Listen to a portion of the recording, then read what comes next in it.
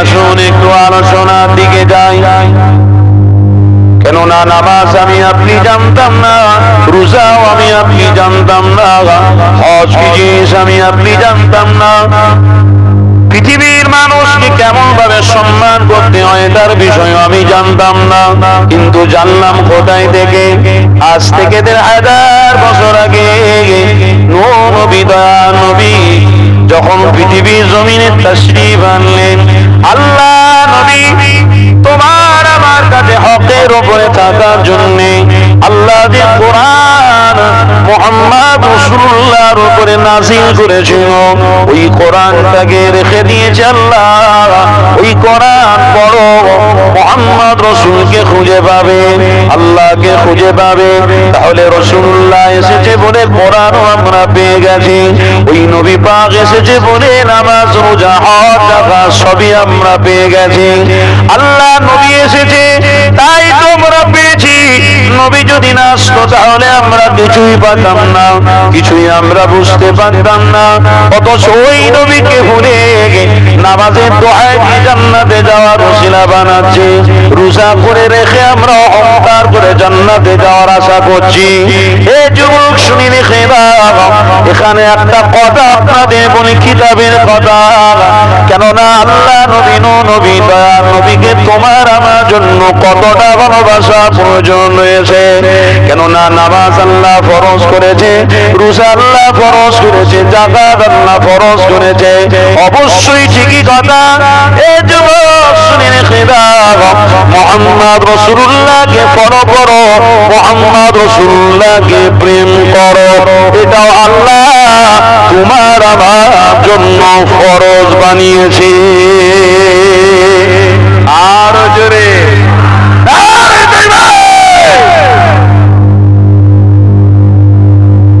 তাহলে বুঝতে পারছেন তো মুহাম্মদ রাসূলুল্লাহর ওসিলায় সবকিছু হয়েছে, তাই না? রাসূলকে ভালোবাসা থেকে বিরত হচ্ছে কেন? বাপ মা দুজন পেয়েছি, তার আমরা সন্তান। বুঝছেন না? আজকের ওস্তাদ পেয়েছি বলে আমি ছাত্র হতে পেরেছি, শিক্ষক পেয়েছি বলে আমি এডুকেট একজন শিক্ষিত হতে পেরেছি। যদি শিক্ষক না থাকতো আমাদের শিক্ষা হতো? কিন্তু বুঝছেন না।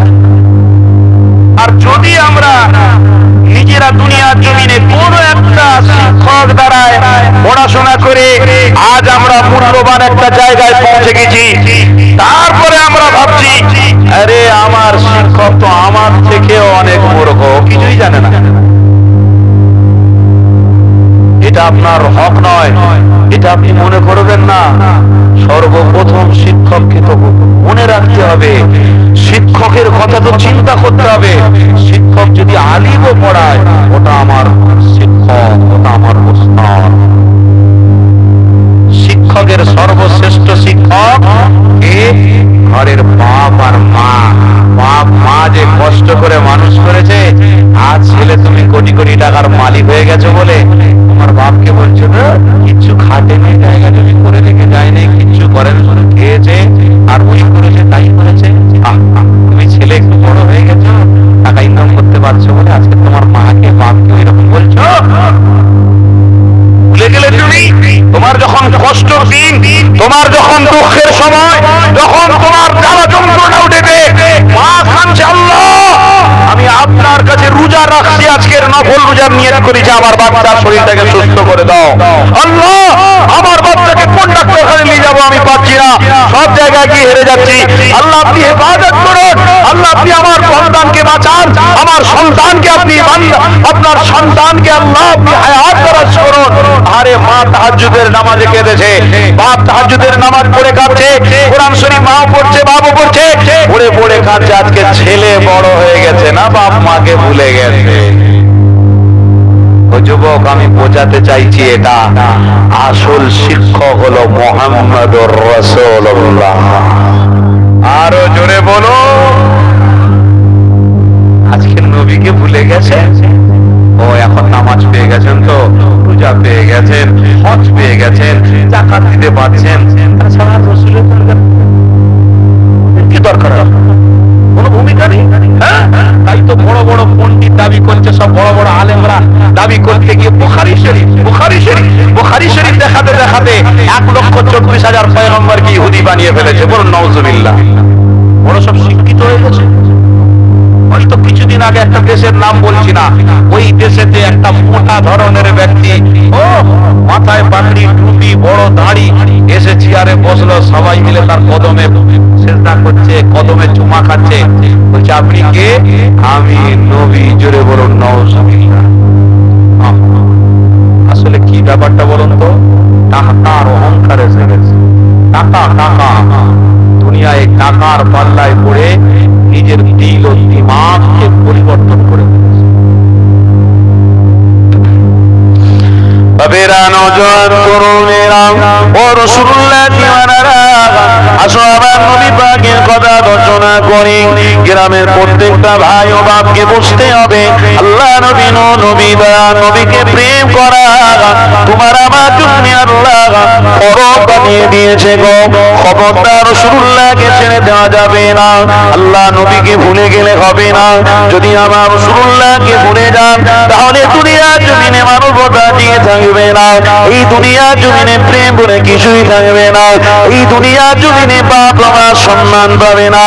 এই যুবক তরুণীরা, ও রাসূলুল্লাহ দিওয়ানারা, আজকে সমাজে মুহাম্মদ রাসূলুল্লাহ থেকে দূরে সরানোর জন্য অনেক চক্রান্ত করতে লেগেছে।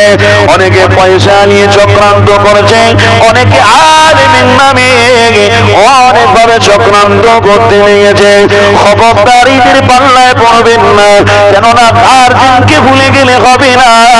গার্জেন হলো তোমার আমার জন্য পথ প্রদর্শক।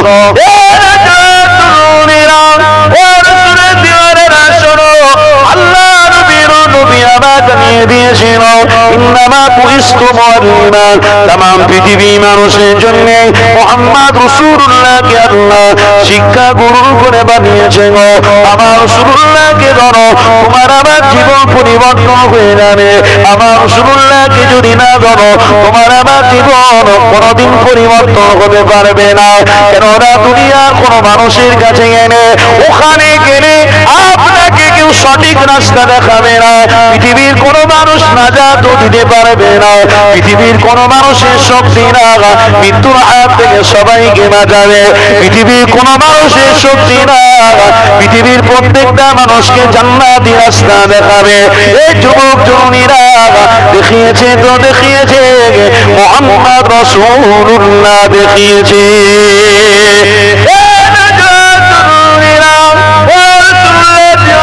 শোনো বাবা, আজ ওই গার্জেনকে ভুলে জেগেছেন, আজ ওই গার্জেনকে ছেড়ে দিয়ে অন্য জায়গায় চলে যেতে লেগেছেন। খবরদার, রাসূলুল্লাহকে প্রেম আল্লাহ নিজে করেছিল, আমার হাবিবুল্লাহকে প্রেম করতে বলেছে। পৃথিবীর মানুষ যদি আল্লাহ নবীকে প্রেম করে, ভালোবাসে, অবশ্যই তারা জান্নাতি হবে, না হয় তারা জান্নাতি হবে না। সমাজের আমার বাবিদের ঘরে বলবো, আমার রাসূলুল্লাহকে ফলো করে চলো। নিজের সন্তানাদিদেরকে রাসূলুল্লাহকে দেখাও, রাসূলুল্লাহ রাস্তাগুলোকে বাচ্চাদের দেখিয়ে দাও, তবেই নাজাত পাবে, নাজাত পাবে। না হয় তুমি আমি কোনোদিন নাজাত পেতে পারবো না। এই যুবক শুনে রেখে দাও, কিতাবের মধ্যে আছে আল্লাহ নবী নূর নবী তার নবীনা যখন 7 বছরের 6 বছরের বাচ্চা, ওই 6 বছরে আম্মা আমিনা যখন আমার রাসূলুল্লাহ হাত মোবারকটা ধরে বাইরে ঘুরতে লেগেছে, ও যুবক শুনে রেখে দাও, আমার রাসূলুল্লাহ তখন আম্মা জানকে পেয়ে অনেকটা খুশি, আম্মা জানকে পেয়ে অনেকটা আনন্দ করতে লেগেছে। কেননা দুনিয়া জমিনের মানুষেরা আমার রাসূলুল্লাহকে ফলো করবে, আল্লাহ নবী নবী তার নবীর আখলাক চরিত্র মেনে তারা চলবে, কামিয়াবি হবে। আল্লাহ নবী নবী আমার আম্মা জানকে ভালোবেসেছে বলে আজকে সমাজে মানুষেরা আম্মা জানকে ভালোবাসতে লেগেছে। আমার রাসূলুল্লাহ পৃথিবীর মানুষের কাছে শরিয়াত ঈমানটাকে রেখে গেছে, ওটার উপরে যদি আমি আপনি চলতে পারি, অবশ্যই কামিয়াবি বা সফলতা হয়ে যাব। বাবা আম্মা আমিনা আল্লাহ নবীর নবীকে দেখে আল্লাহ নবীর আম্মা ঝরঝর করে কাঁদতে লেগেছে। ওই সময় আম্মা আমিনা আমিনা কাঁদতে লেগেছে। ওই সময় আমার নবী পাক আম্মা আমিনাকে বলতে লেগেছে, আম্মা জান কেন আপনি কাঁদছেন, কিসের জন্য আপনি কাঁদতে লেগেছে? ওই সময় আম্মা আমিনা বলতে লেগেছে, বাবা মুহাম্মদ শুনে রেখে দাও, তুমি যখন আমার গর্ভেতে ছিলে তোমার পিতা দুনিয়া জমিন থেকে বিদায় নিয়ে চলে গিয়েছিল, তাই আজকে তোমাকে তোমার পিতা আমি উপহার দিতে পারিনি, তাই আমার চোখ দিয়ে পানি পড়ছে। কেন মুহাম্মদ, আজকে সমাজের প্রত্যেকটা মানুষ তোমাকে গরিব বলে, গরিব বলে। আরে আমার রাসূলুল্লাহর পিতা নাই বলে সমাজে প্রত্যেকে তারা গরিব লাকাব দিয়ে ফেলেছে। এই যুবক তরুণীরা কাদেরকে গরিব বলা হয়? যাদের পৃথিবীর জমিনে জন্ম হওয়ার পরে আব্বা না যদি বেঁচে থাকে, আম্মা না যদি বেঁচে থাকে, তাদেরকে সাধারণ সবাই গরিব বলবে। তাই আমার রাসূলুল্লাহর পিতা নেই বলে সবাই আমার হাবিবকে গরিব বলতে লেগেছে। আম্মা আমিনার বড় দুঃখ হয়, আম্মা আমিনার বড় কষ্ট হয়, ওই জন্য আমার রাসূলুল্লাহকে দেখে কাঁদতে লেগেছে। এই যুবক আমার নবী পাক তখন আম্মা আমিনার চোখের পানি মুছে নিতে লেগেছে। আর ওই সময় আমার রব আল্লাহ পাক ফেরেশতা জিবরাইলকে পাঠিয়ে দিয়েছে, ও জিবরাইল যা আম্মা আমিনা কেন কাঁদে, কিসের জন্য কাঁদছে, যা। ফেরেশতা জিবরাইল এসে আম্মা আমিনাকে জিজ্ঞাসা করতে লেগেছে, আমিনা কেন আপনি কাঁদছেন, কিসের জন্য আপনি কাঁদতে লেগেছেন? ওই সময় আমিনা বলেছিল, ওগো আমি এই জন্য কাঁদতে লেগেছে কেননা আমার বাচ্চার পিতা দুনিয়া জমিনে নাই। আজকের অনেক বাচ্চাদের পিতারা অনেকে নিয়ে ঘুরতে বের হয়, অনেক জায়গায় খাবার খরিদ করে দেয়। আমি আমিনা যখন দেখি আমার মনটা বড় খারাপ হয়ে যায়, আমার কলিজাটা অনেক কষ্ট হয়। পিতাদের দেখে, অনেক বাচ্চাকে খুশি করতে দেখে আমি নিজে অনেক দুঃখ পাই। যদি আমার স্বামী আজ বেঁচে থাকতো তাহলে মুহাম্মদকে নিয়ে ঘুরতে যেত, আমার ঘরেতে শান্তি থাকতো, আরাম থাকতো, আমি বড় আরামের সঙ্গে থাকতে পারতাম। এইরকম আমিনা ফেরেশতা জিবরাইলকে শোনাতে লেগেছে। এই যুবক তরুণীরা ওই সময় ফেরেশতা জিবরাইল বলতে লেগেছে, আমিনা যে বাচ্চার হাত মোবারক আপনি ধরে রেখেছেন, ওই বাচ্চা সম্পর্কে আপনি জানেন না। ওই বাচ্চাটাকে আল্লাহ কত বড় মাকামপূর্ণ বাচ্চা বানিয়েছে। ওই বাচ্চাটাকে আল্লাহ অনেক শ্রেষ্ঠ বানিয়েছে, সমস্ত পয়গম্বর আলাইহিস সালামের থেকে শ্রেষ্ঠ বানিয়েছে। আমিনা ওই বাচ্চা সম্পর্কে আপনি জানেন না, ওই বাচ্চাটা হলো আল্লাহর প্রিয় হাবিব। আর জোরে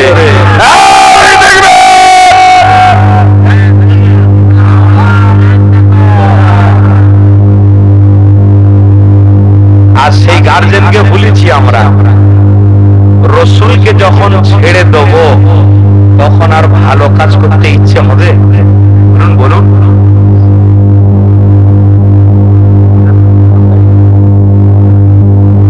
গার্জেনবিহীন কোন সন্তান যদি পথ চলে সে ভালো হবে বলে মনে হয়? বলুন বলুন।